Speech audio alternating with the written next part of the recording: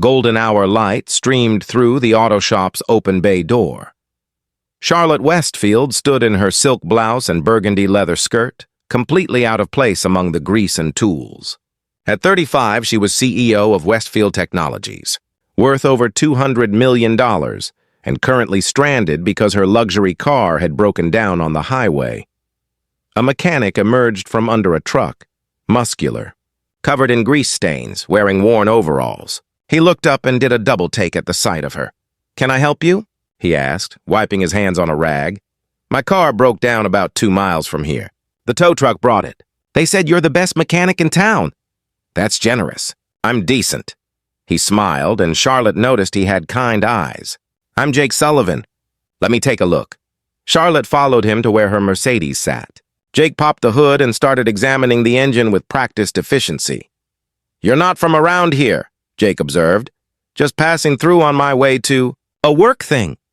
Charlotte wasn't sure why she didn't mention it was a board meeting. "How long will the repair take?" "Parts need to be ordered. Maybe 3 days?" 3 days?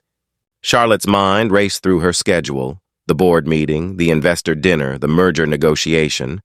All of it happening this weekend 2 hours away, and all of it requiring her to appear successful, powerful, and definitely not stranded in a small town.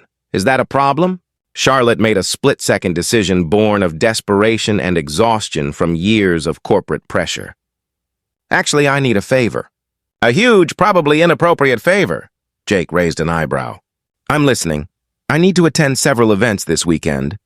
Business events. I was supposed to go alone, but showing up alone makes me look—" She paused. "I need a date. Someone who can pretend to be my boyfriend for the weekend. I'll pay you whatever you want." Jake stared at her. "You want to hire me as a fake boyfriend?" "I know it sounds insane, but I'm desperate. The events are all about perception and power dynamics, and Charlotte stopped, realizing how this sounded. "Never mind." This was stupid. "Just fix my car. How much?" Jake asked. "What?" "How much would you pay me to be your fake boyfriend for the weekend?" Charlotte named a figure that made Jake's eyes widen. More than he'd make in 3 months. "That's insane," Jake said. "That's what I'm offering. 3 days. You'd need to clean up, wear nice clothes I'll provide, and pretend to be dating me at some business functions. Nothing inappropriate. Just arm candy who makes me look less lonely." Jake studied her. "Why me? You could hire a professional escort or something." "Because you're real," Charlotte said honestly. "Everyone at these events is polished and fake. You're genuine. And honestly, you're attractive enough that people will believe I'm dating you." That might be the weirdest compliment I've ever received. "Is that a yes?" Jake looked at his small auto shop, then at this beautiful, clearly desperate woman offering him more money than he'd seen in months. "Okay, but I have conditions." "Name them." "I won't lie about who I am. I'm a mechanic. I'm proud of that. I'll dress up and play along, but I won't pretend to be something I'm not." Charlotte felt something shift in her chest. Respect. Deal. The transformation was remarkable. Charlotte took Jake to an expensive store, had him fitted for a tailored suit, got him to a barber. When he emerged cleaned up, Charlotte barely recognized him. He was genuinely handsome, rugged but refined.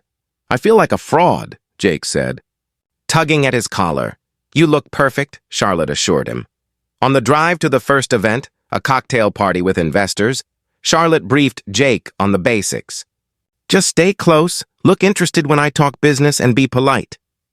"What do I say when people ask what I do?" "Tell them the truth. You own an auto repair business." The party was full of wealthy people in expensive clothes, all networking aggressively. Charlotte felt Jake tense beside her as they entered. "Relax," she whispered. "You belong here as much as anyone." But Jake surprised her. While the other guests talked about portfolios and market trends, Jake asked genuine questions. He was curious about people's lives, not their money. He made an elderly investor laugh with a story about fixing a vintage Mustang. He chatted with a CEO's wife about her garden. "You're good at this," Charlotte whispered during a quiet moment. "I'm just being myself. Turns out rich people are just people. Who knew?" The next event was a formal dinner. Charlotte watched Jake navigate multiple forks with only brief confusion, saw him hold doors for people. Noticed how he listened when others talked instead of waiting for his turn to speak. "Your boyfriend is refreshing," a board member told Charlotte. "Most men here are trying to network. He actually seems interested in people." "He is," Charlotte said, realizing it was true. On the third day, the most important investor meeting, Jake did something unexpected. When a condescending investor made a dismissive comment about Charlotte's proposal, Jake spoke up. "With respect, sir, I think you're missing the point. Charlotte isn't suggesting this because it's easy. She's suggesting it because it's right. Sometimes the best business decisions aren't about immediate profit. They're about long-term integrity." The room went silent. Then the investor nodded slowly. "You're right." "I apologize." After the meeting, Charlotte pulled Jake aside. "You didn't have to do that." He was being disrespectful. "I'm supposed to be your boyfriend, right? Boyfriends defend their partners." Charlotte felt something crack in her carefully maintained professional armor. "Thank you." That evening, their last night before returning to reality, they had dinner alone. "I should tell you something," Charlotte admitted. "I didn't just need a date. I needed someone who'd make me look good. I've been so focused on being a CEO that I forgot how to be human. This weekend, watching you just be yourself, be kind without expecting anything in return, it reminded me what I've been missing." "What's that?" "Authenticity. Everyone in my world is performing all the time. You just exist. You're comfortable with who you are. I envy that." "I'm a mechanic who wears overalls and fixes cars," Jake said. "You're a CEO who runs a tech company. But this weekend you weren't a CEO. You were Charlotte, and I liked Charlotte more than I expected to." "I was Charlotte because you made me feel safe being her." They looked at each other across the table, the fake relationship suddenly feeling very real. "What happens now?" Jake asked. "I go back to my shop. You go back to your company?" That was the agreement. "What if I don't want that?" Charlotte's heart raced. "You're saying you want to actually date me? The CEO you were hired to fake date? I'm saying I want to get to know Charlotte outside of business events and expensive hotels. The real Charlotte. If she exists..." "She does," Charlotte said. "She's just been buried under business suits and board meetings for a long time." Over the following months, Charlotte and Jake built something real. He taught her to change a tire. She taught him about tech innovations. He brought authenticity to her corporate world. She brought ambition to his steady life. "Everyone asks how we met," Charlotte said one evening. "What do you tell them?" "That my car broke down and I found exactly what I'd been missing." A year after that desperate proposal in an auto shop, Jake proposed for real, not with an expensive ring, but with one he'd designed himself, incorporating a small gear from the car he'd been working on the day they met. "I was hired as a fake boyfriend," Jake said, "paid to make you look good at business events. But I stayed because you let me see the real you, not the CEO, but the woman who was so desperate for genuine connection that she hired a mechanic to pretend to care." "I don't have to pretend anymore, Charlotte." "I do care. I love you. Will you be my real girlfriend, then my fiancée, then my wife?" At their wedding, Charlotte told their story to laughing guests. "I was stranded with a broken car and a desperate need for a date," she explained. "I offered a mechanic an absurd amount of money to pretend to be my boyfriend for a weekend. He agreed, but he did something unexpected. He didn't pretend. He was himself, completely and authentically. That honesty, that refusal to perform, it changed how I saw everything.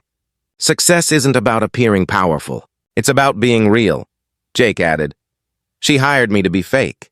I couldn't do it. I'm not good at pretending, so I just showed up as myself, a mechanic in an expensive suit, completely out of my depth. Turns out that's exactly what she needed. Not someone to perform, but someone to just be real with her." Years later, they'd tell people about the weekend that changed everything. "I hired him," Charlotte would say. "Paid him to pretend to care about me for 3 days."